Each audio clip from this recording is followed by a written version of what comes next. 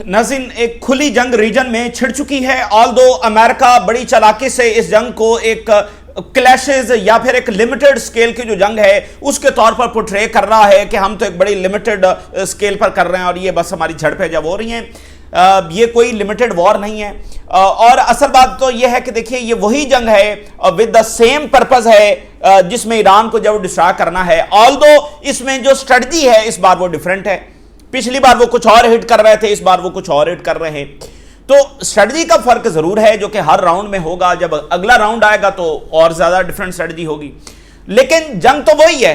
और वो जो पीरियड किलिंग है जैसे उन्होंने इराक की, अब वो ईरान की जब वो करने की कोशिश कर रहे हैं, तो इसलिए अब ईरान का जो जवाब है वो भी बहुत ज्यादा सख्त जो है वो होता चला जा रहा है। तो जो पैटर्न नाज़रीन इन ताकतों ने गजा में इस्तेमाल किया, फिर लेबनान के अंदर इस्तेमाल किया, फिर यमन में इस्तेमाल किया, अब वो बहुत बड़े पैमाने के ऊपर ईरान के अंदर जब वो इस्तेमाल किया जा रहा है। लेकिन इंटेंट वही है, क्रूएलिटी वही है और बेरहमी वही है।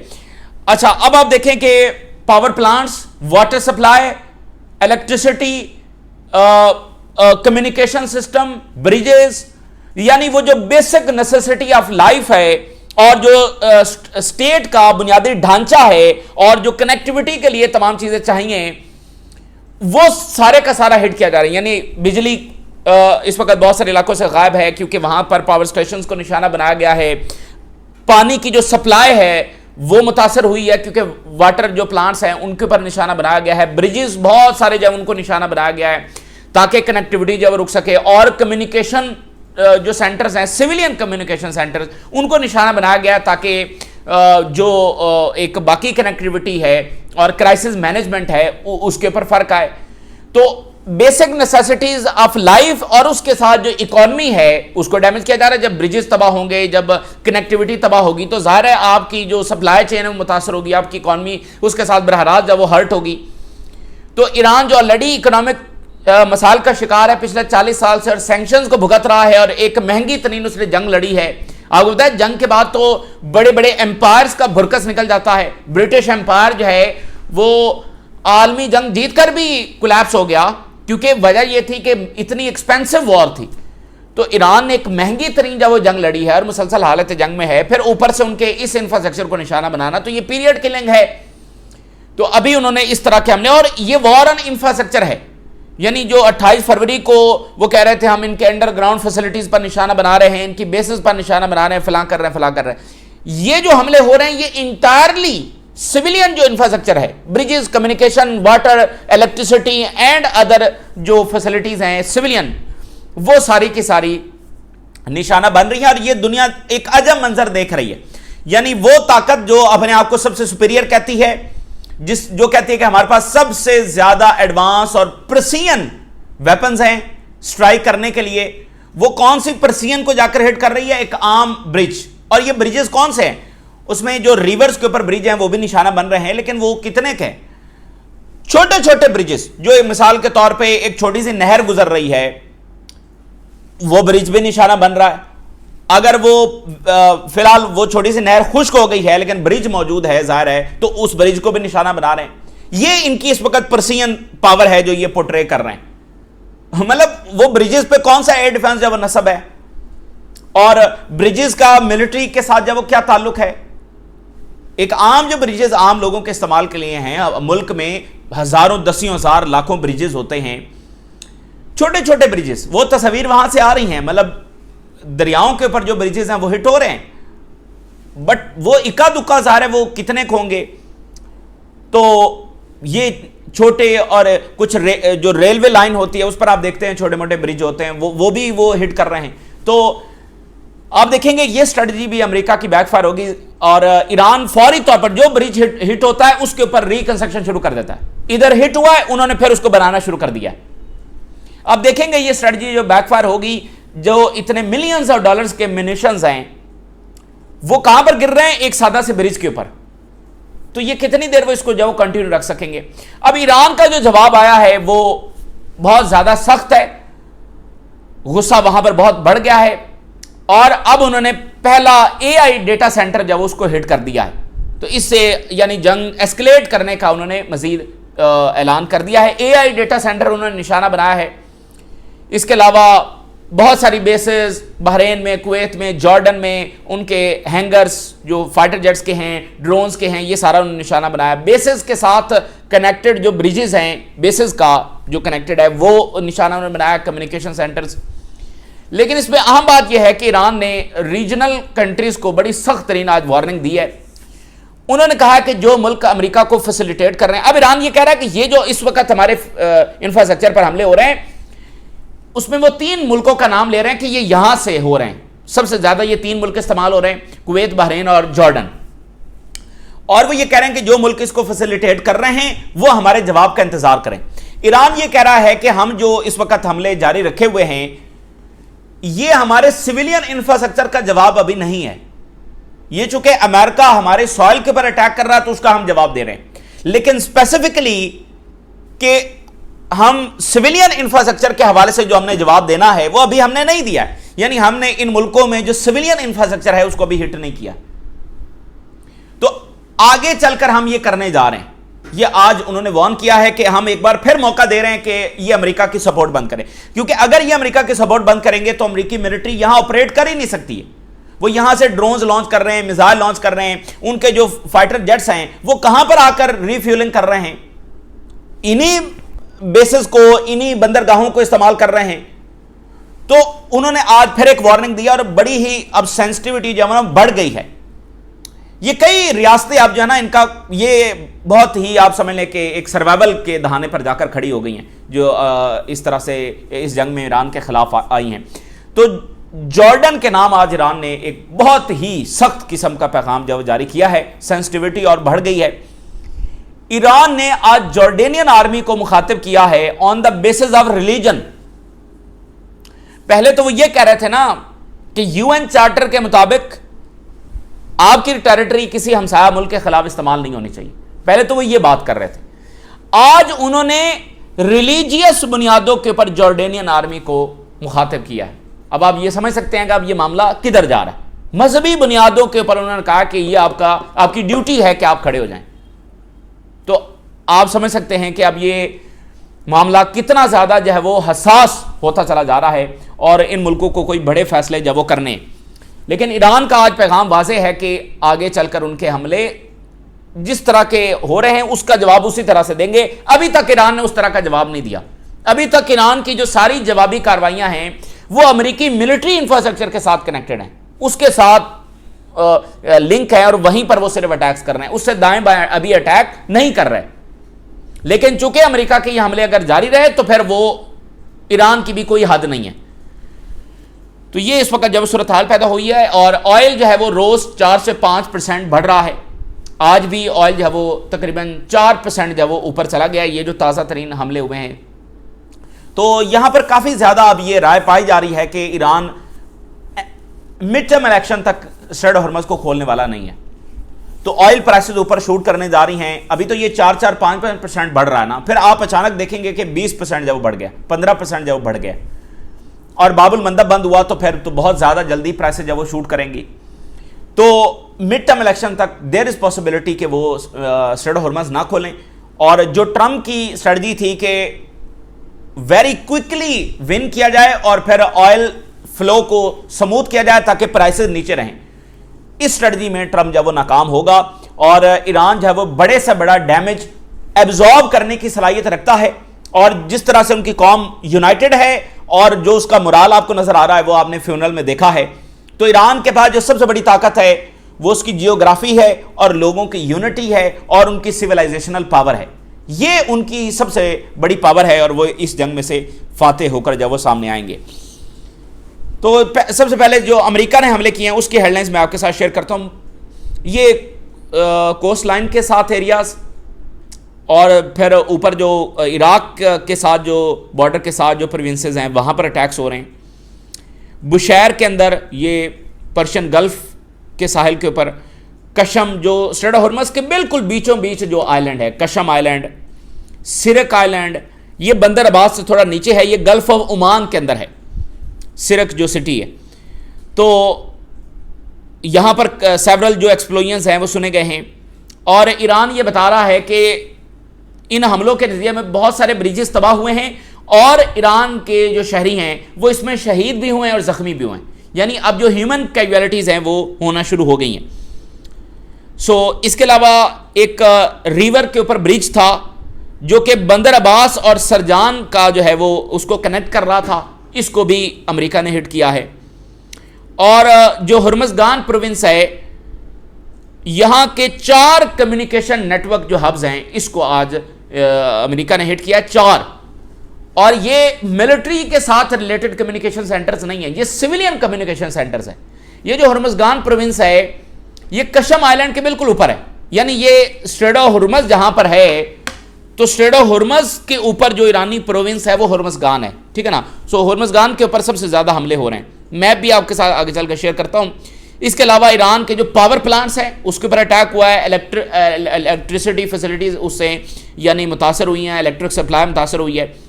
जो वाटर पंपिंग स्टेशंस हैं जसक पोर्ट के ऊपर जो बंदर अब्बास से नीचे है, गल्फ ऑफ ओमान के अंदर है, वो वहां पर वाटर पंपिंग स्टेशन को हिट किया गया है। हुर्मुज़गान प्रोविंस के अंदर किया गया है, बाकी जगहों पर किया गया है।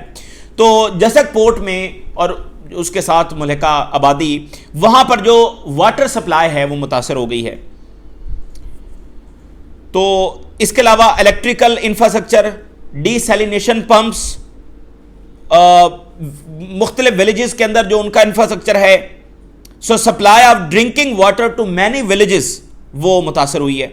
ये अगर आप मैप देखें तो बिल्कुल यानी स्ट्रेट ऑफ हुर्मुज़ में सबसे ऊपर जो उनका प्रोविंस है वो हुर्मुज़गान प्रोविंस है, जो कि इधर गल्फ ऑफ ओमान तक फैला हुआ है और ऊपर पर्शियन गल्फ तक जब वो फैला हुआ है, और सारा स्ट्रेट ऑफ हुर्मुज़ जो है वो इसी के नीचे है, ठीक है ना। तो ये प्राइम टारगेट है इस वक्त अमेरिका का। बाकी भी अटैक्स हो रहे हैं लेकिन सबसे प्राइम टारगेट जो है वो ये वाला प्रोविंस है। तो इन हमलों के बाद देखें वहां पर एक राय तो थी कि हमें एमओयू नहीं करना चाहिए, बट अगेन ईरान ने एक अच्छा जेस्चर दिया, एक पीस की बात की और उन्होंने कहा कि ठीक है, हो सकता है कि अब एक जंग हो गई है और अब हो सकता है डिप्लोमेसी जब वो काम करे, और अमेरिका अब इस बात को आगे बढ़ाया और दुनिया को भी थोड़ा सा अंदाजा हुआ है। लेकिन सुप्रीम लीडर पहले दिन से इस एमओयू के हक में नहीं थे, लेकिन चूंकि सब ने कहा कि यह करना चाहिए तो उन्होंने भी इसको हाँ किया। तो अब जो ये अमेरिका हमले कर रहा है और सिविलियन इंफ्रास्ट्रक्चर और फिर आम लोग मारे जा रहे हैं उसमें, तो ईरान में बिल्कुल एक जो स्ट्रिक्ट किस्म की सोच है, बड़ी हार्ड किस्म की सोच है, वो ज्यादा डोमिनेट करेगी कि हमें इनसे अब कोई बात नहीं करनी और हमें इनसे सिर्फ जंग करनी है। देखे ना, उस वक्त तो अमेरिका बिल्कुल शिकस्त खा चुका था और ऑयल प्राइसेस 120-30 डॉलर के ऊपर थी, भुरकस निकल चुका था उनकी सारी स्ट्रेटजी का और उनकी इकोनॉमी का निकल रहा था।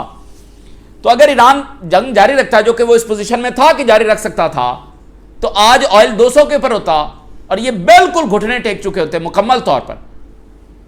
तो बहरहाल जो भी हुआ, ईरान ने उस वक्त जो फैसला किया वो दुरुस्त फैसला था। आपको हर वक्त अमन ही की जो रास्ता, अगर अपॉर्चुनिटी मिले तो आपको उसी रास्ते पर जाना चाहिए। बट अब ईरान ये समझ रहा है कि नहीं, हमें इन्हें और डैमेज करना होगा तब आकर ये, यानी जब तक इनमें ये कैपेबिलिटी है कि वो हमले करते रहें, इनके हमले जारी रहेंगे, ये कोई एमओयू इनको रोक नहीं सकता। तो इसलिए अब वो इस स्ट्रेटजी की तरफ जाएंगे कि हम मैक्सिमम डैमेज पहुंचाएं ताकि ये दोबारा हमले करने की जरूरत ना करें। यूएस के जो एआई डेटा इंटेलिजेंस सेंटर्स हैं, टेलीकम्युनिकेशन साइट्स हैं बहरेन में, कुवैत में, यहां पर हिट किया गया और ये अमेरिकी इंटेलिजेंस के साथ लिंक है, ये सिविलियन इंफ्रास्ट्रक्चर नहीं है। ईरान ने अभी तक असैसिनेशंस का जवाब नहीं दिया, ईरान ने अभी तक सिविलियन इंफ्रास्ट्रक्चर का जवाब नहीं दिया। तो उन्होंने 19 वेव ऑफ फायर हो चुकी हैं, ठीक है ना। नसर 2 जो ऑपरेशन उन्होंने लॉन्च किया हुआ है उसकी 19 वेव फायर हो चुकी हैं, और जो ट्रू प्रॉमिस था, ट्रू प्रॉमिस 4, उसकी 100 वेव्स उन्होंने फायर की थी जब ये जंग चल रही थी। 100 वेव्स, आखिरी जो वेव थी वो 100वीं वेव थी। अब 19 वेव जब वो हो चुकी हैं, तो यहां पर जो कुवैत में बंदरगाह है जहां से फ्यूल सप्लाई किया जा रहा है अमेरिका के एयरक्राफ्ट्स को, यानी यहां पर उनके फ्यूल तैयारे आते हैं, वो फिल होते हैं, फिर जाकर फाइटर जेट्स को फ्यूल सप्लाई करते हैं। तो इस फैसिलिटी को बंदरगाह के ऊपर जब वो हिट किया गया है। और इसके अलावा यूएस के जो signals and telecommunication centres हैं कुवैत के अंदर, यानी उनकी बंदरगाहें जो अमेरिका की उसके साथ लिंक है, और ये कम्युनिकेशन सेंटर्स ये सारे हिट किए गए हैं।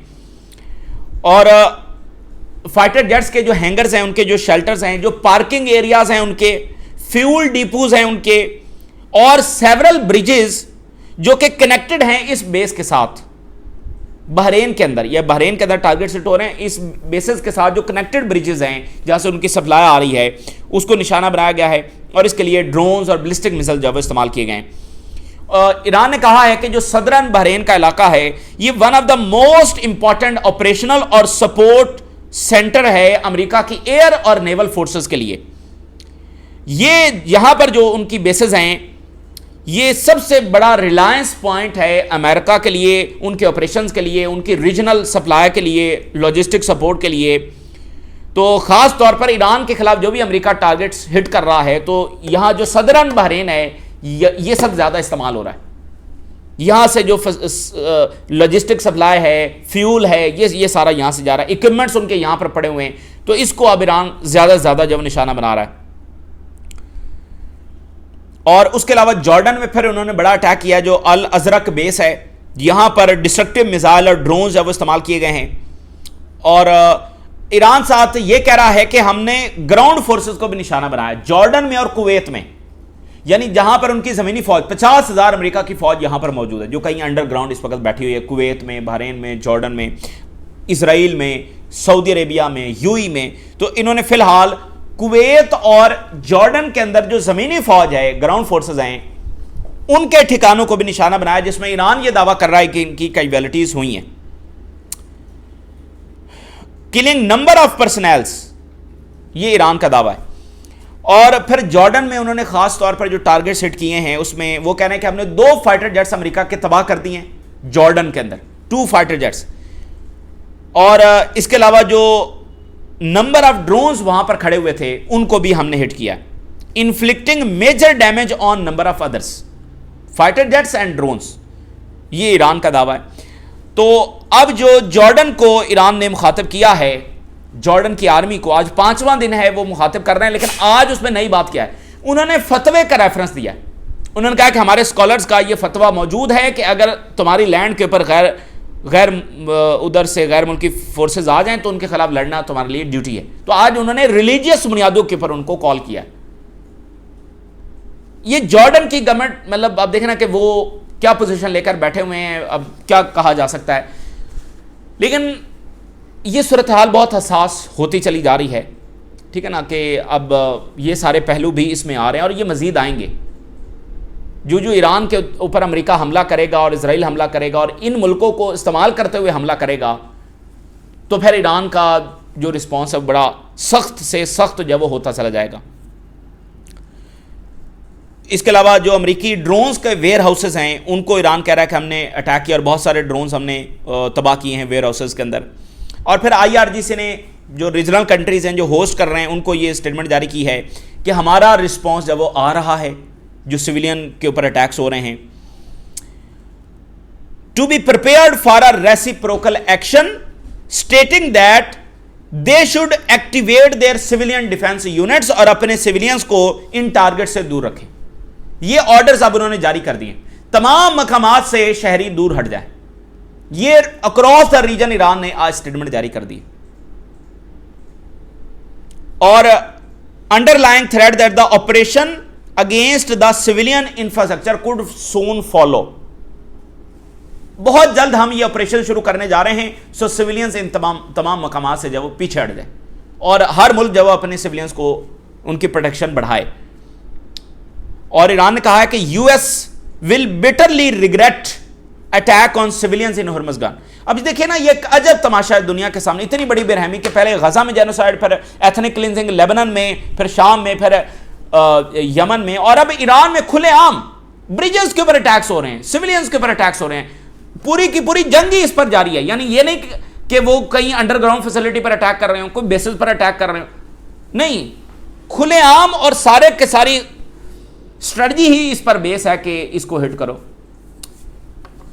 तो ईरान ने कहा कि अमेरिका जब वो पछताएगा, ये उन्होंने कहा ये वो अमेरिका की सो कॉल्ड पावर है जिसको वो पोर्ट्रे कर रहा है bye attacking civilian infrastructure and killing civilians. ये वो ताकत है जिसका मुजाहरा अमेरिका जो इस वक्त दुनिया के सामने कर रहा है कि वो इतना ताकतवर है कि वो ब्रिजेस को निशाना बना सकता है, वो पावर प्लांट्स को निशाना बना सकता है। अब मुझे बताइए ना कि अगर ईरान ने इनके पावर प्लांट्स को और इलेक्ट्रिसिटी को और वाटर को हिट कर दिया, खुदा न खास्ता अगर इस तरफ सूरत हाल गई, तो ईरान तो एक सिविलाइजेशन है वो सर्वाइव कर जाएगा। ये कैसे सर्वाइव करेंगे? ठीक है ना, इनके पास पानी की सप्लाई भी वही है जो ये समंदर से निकाल कर उसको साफ करके उसको इस्तेमाल कर रहे हैं, इसके अलावा इनके पास पानी भी नहीं है। तो फिर क्या होगा? तो इन मुल्कों को अब कुछ बड़े फैसले लेने की जरूरत है। यानी ये उसी स्ट्रेटजी पर बैठे हुए हैं कि नहीं जी अब हम इजराइल को क्या कह सकते हैं, अब हम ये अमेरिका को क्या कह सकते हैं। इनको अब अपनी सिक्योरिटी के लिए कुछ बड़े फैसले लेने की जरूरत है। जैसे तुर्की तो यहां तक तैयार था कि हम इजराइल पर हमला करने जा रहे हैं, तो ये जो है वो धड़ाधड़ लगे हुए ईरान को कंडेम करने में, कुछ इस गफलत से जब बाहर आ जाएं, वगैरह ईरान कह रहा है कि आप फिर तैयारी पकड़ लें। ये ताज़ा तरीन डेवलपमेंट्स है जो हमने आपके साथ शेयर किया। आप लोग हाजिर होगा करें, इजाज़त दीजिए, अल्लाह हाफिज़।